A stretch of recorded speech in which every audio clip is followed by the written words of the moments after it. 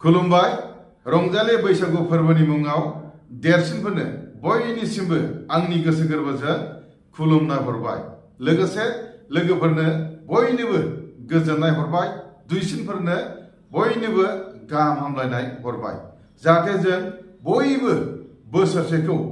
गाहाम देहा गाहाम जिउ लानानै थांनानै थानो हायो आबादारिफ्रा आबाद मावनायाव जाहाथे बिहोमा मोनो आरो साख्रि मावग्राफ्रा मोजाङै मावनानै जानो हायो लोगोसे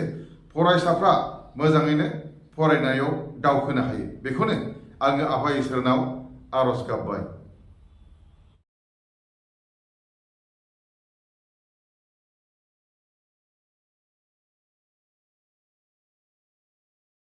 जय बर' हारिनि जय रंजालि बैसागु फोरबोनि जय बर' हारिनि जय रंजालि बैसागु फोरबोनि गोजोन्थों।